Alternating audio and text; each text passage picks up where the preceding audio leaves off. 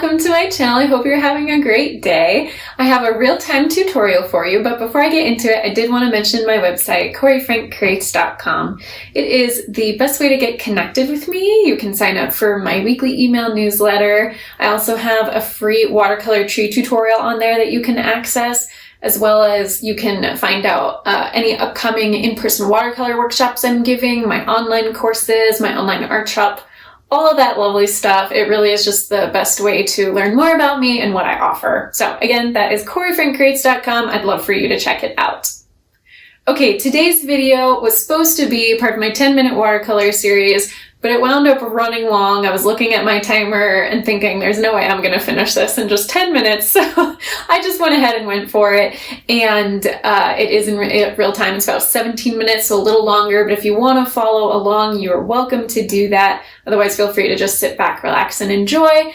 And I just want to mention that there's something just slightly different about this tutorial. Typically, even with my real-time videos, I record them, copy them to my computer, edit it, and then I do the voiceover narration after the fact. But with this one, I decided I wanted to try doing narration while I was actually painting. So you do actually get the narration and my thoughts and my sort of guidance in real time as I'm painting. So I'd love to know what you think about that, if you like that. And yes, if you are following along, reference image is linked in the description so that you can kind of know what I was working from for inspiration. So without any further ado, let's go ahead and jump right in. So as always with my 10-minute paintings, I am not starting out with a pencil sketch. And I'm going to be using my size 12 round brush. This is the Silver Limited black brush. And I already pre-wet my palette here, and I decided I'm just going to use a bunch of rainbow colors in this piece. But I want to start out with a sort of starting focus point. And so I'm going to just very simply block in the eye. I'm using my raw sienna. It's a really beautiful gold kind of color.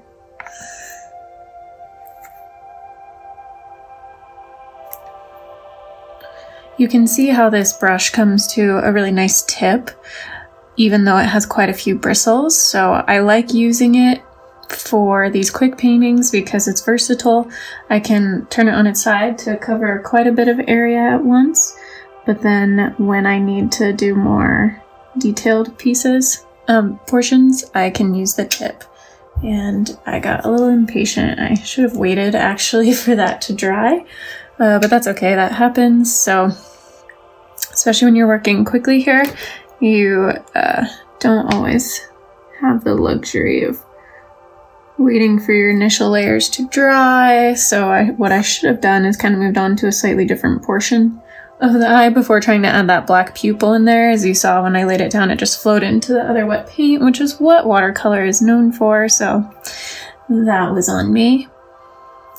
And now I'm going into my black, and I am going to go ahead and start putting the sort of outer edges of this eye. I'm spending a decent amount of time on this.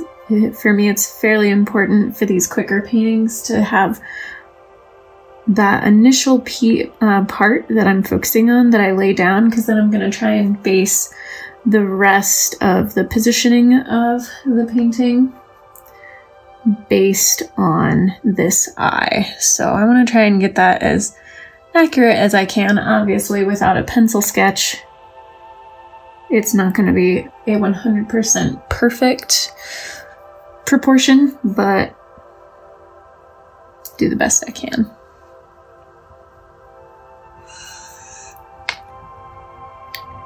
So there we go. I have some towels over to the side here so that if I need to blot up paint, I can.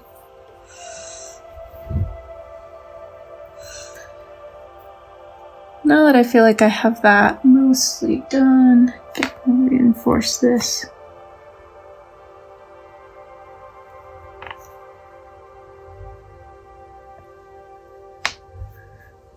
Portion of the eye here. Now I just want to really have fun with it and go to town with a bunch of rainbow colors. So it's really fun when you use colors that aren't necessarily reflective of reality, as long as you have the correct value. So meaning you get them dark or light enough, it's going to translate. So you could use really any kind of colors that you want. I am going to use a little bit of the wet in a wet technique here, so I'm laying in a little bit of water. And then just whatever sort of color strikes my fancy is what I'm going to lay in.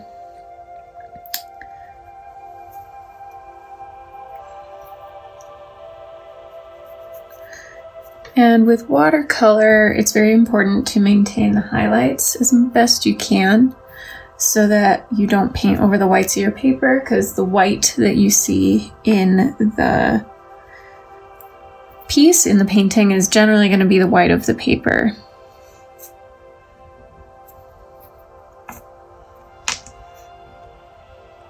So I'm just kind of blocking in color, working relatively quickly.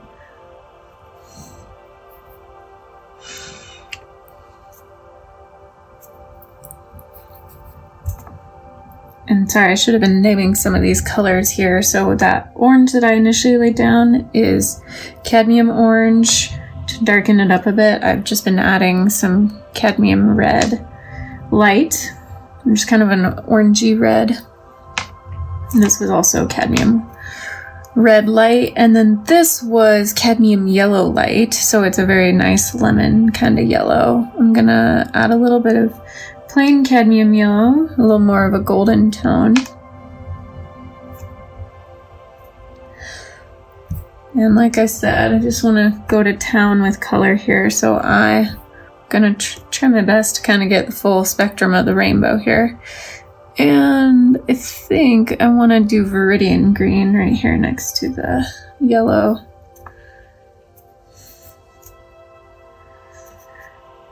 Okay, so now I'm getting to sort of the edge of the nose, and we've got a nice dark nose in our photo, which, by the way, the reference image I used for this was actually a black and white image. It was a black and white photo, but I have it linked in the description if you want to see what it looked like originally.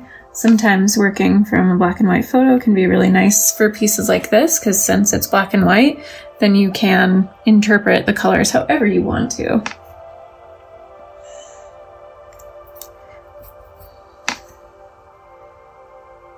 Trying to be careful to make sure I don't get too much into that wet paint already, the paint that was already wet. That is one of the things about these quicker paintings. Oh, and I don't have much time left. I have about 3.5 minutes, so let's just start really going for it.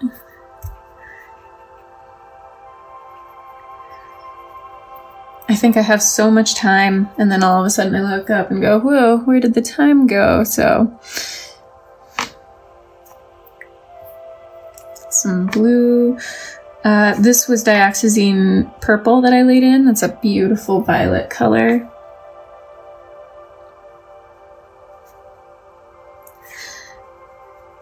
And again, fairly loose washes here. And this is gonna be for the ear right here. So I'm kind of using black, which is ivory black in my palette for these areas that I really want to stand out. And then the rest I'm just using very free color. Better block in this mouth here. This is the kind of lip line, basically, on his muzzle. Some dark spots in there. I'm actually going to use some Payne's Gray. There we go. Go back to my cadmium yellow light, since his chin is kind of a bit of a lighter color anyway. Okay, I have about 2 minutes left, so I'm realizing this is actually not going to be a 10-minute painting, so I will not be able to get it done that quickly. So I'll extend it out and just kind of go till it's done. I'm hoping maybe about like 15 minutes is what it will take. Let's get some cadmium red deep in there. It's a little more of a true red color.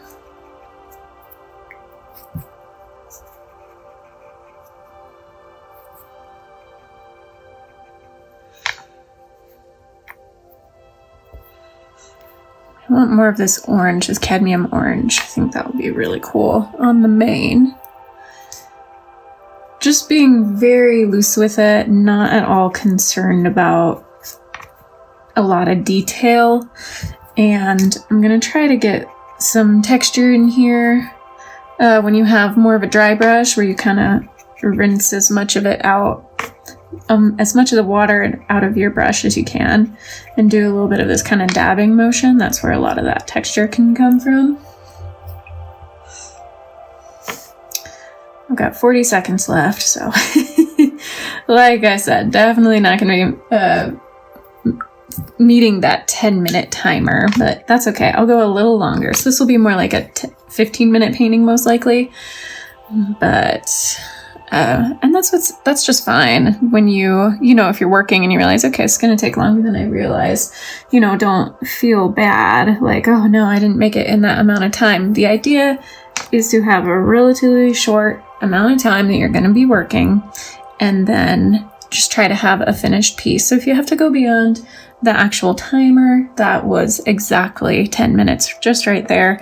So let's see how quickly I can get the rest of this done.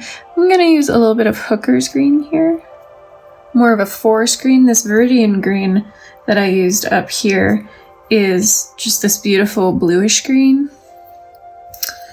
but it's kind of fun to get a full spectrum. I need to have some, let's see, ultramarine blue. It's a very beautiful, cool blue.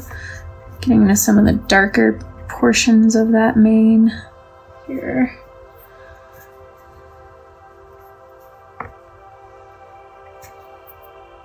More of the purple, dioxazine violet, or purple, dioxazine purple. I like saying violet. I think of that color as a very violet kind of tone.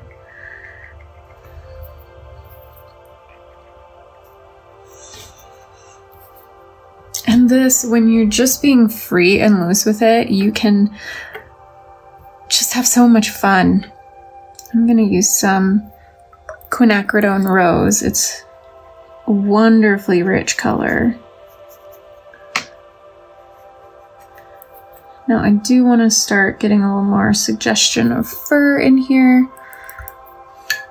And of course, off up to the right out of the camera, off camera, is my jar of water. So I am rinsing my brush quite often anytime I go into a new color. I rinse my brush, make sure the old pigment is completely rinsed out of it, and then go from there. Trying to get a good sort of variation between light and dark. Obviously, on the lighter portions of the fur, I have more watered down, pastel-y type colors.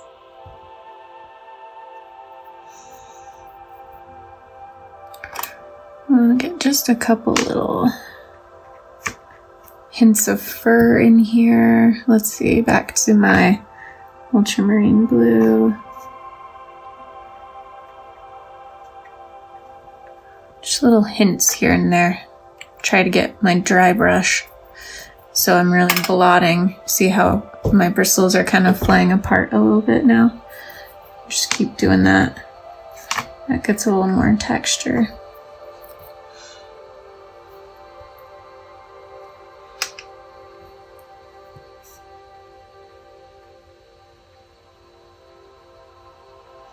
Little dots for his muzzle.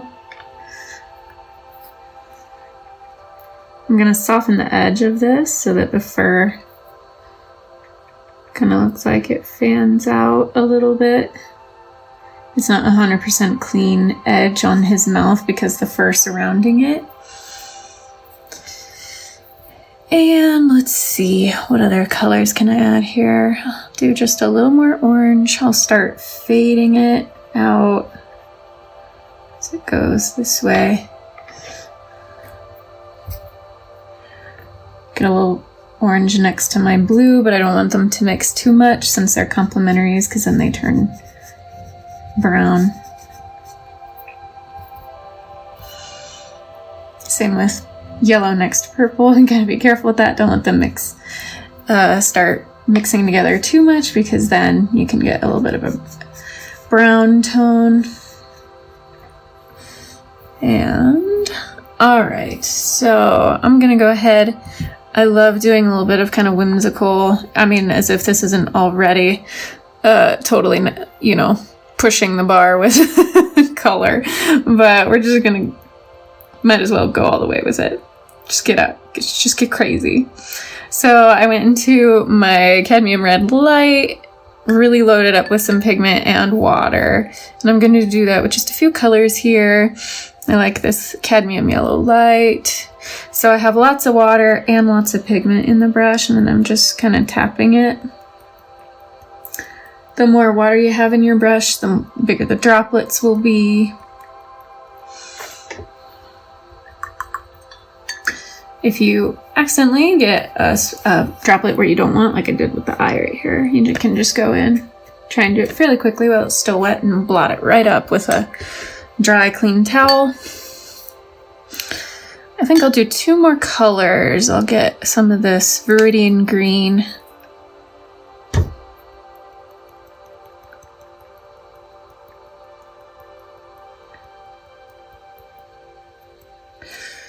I know it creates a little bit of mess around the edge, and that's okay.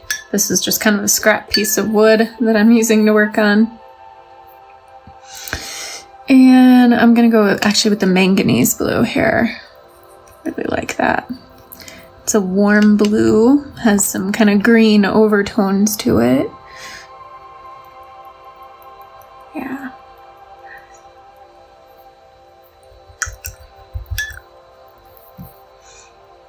Yes, I kind of like that. I'm gonna do just a little extra sort of feathering here and there.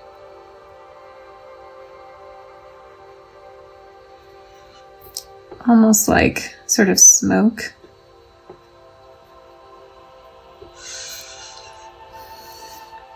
Very fantastical, whimsical, fun. The only thing based in reality is that you can somewhat recognize what the creature, what the animal is. Now I'm gonna do one little final thing on this ear. Let's see.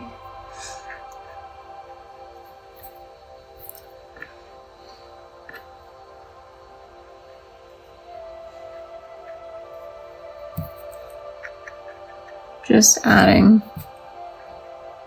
a little extra darker value in a couple of these areas where the fur is darker, especially right here by the ear.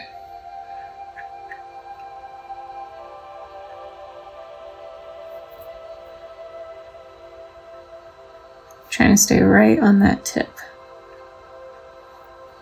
Okay, I think I've played long enough. It's probably time to be done. So let's put a signature on it.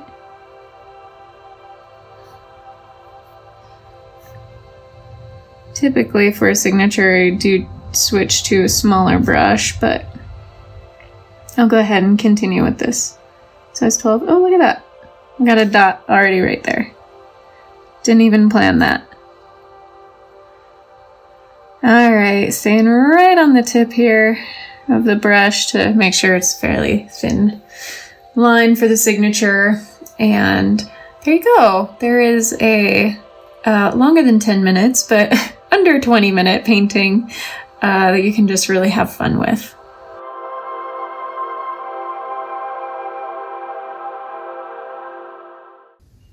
Thank you so much for watching. I hope you enjoyed that video. If you did, please give it a thumbs up. Go ahead and subscribe to my channel if you haven't already. I'd really appreciate it. Until my next video, be kind to yourself, be kind to others. God bless, and I will see you soon.